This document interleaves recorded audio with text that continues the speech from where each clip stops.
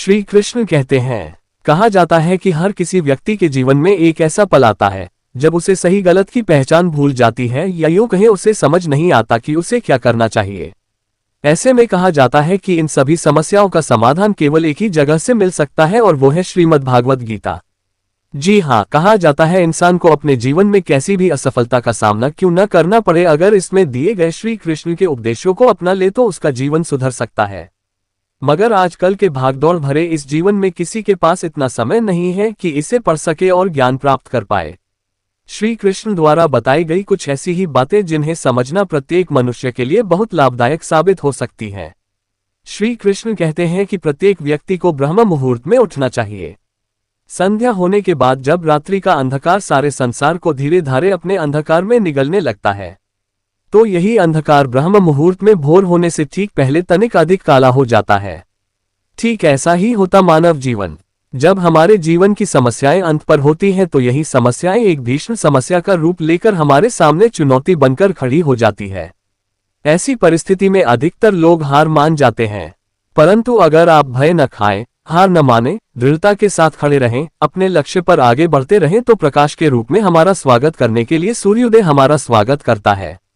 बरगद का वृक्ष जितना विशाल होता है उतना ही दृढ़ होता है। पतझड़ में वो सूख जाता है परंतु दुर्बल नहीं होता, न ही टूटकर गिरता है। मगर इनके विपरीत अगर दलदल में उपजे वृक्षों की बात करें तो वो दिखने में तो बहुत बड़े होते हैं।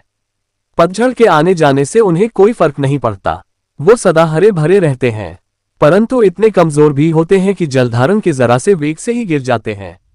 मगर क्या आपने कभी सोचा कि ऐसा क्यों होता है? इसका कारण क्या है?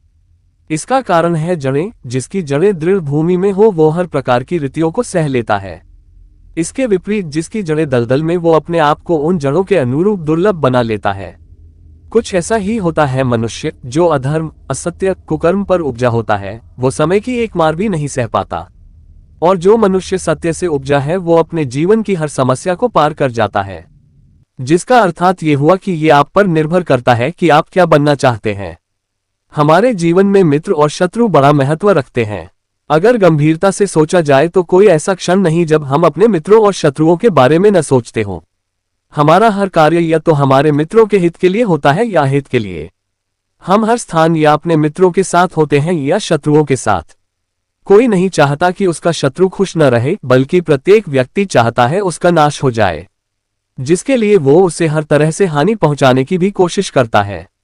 परंतु एक ऐसा भी मंत्र है जिसमें अपनाकर आपके उपरोक्त काम नहीं करने पड़ेंगे और आपके सारे शत्रुओं का नाश भी हो जाएगा।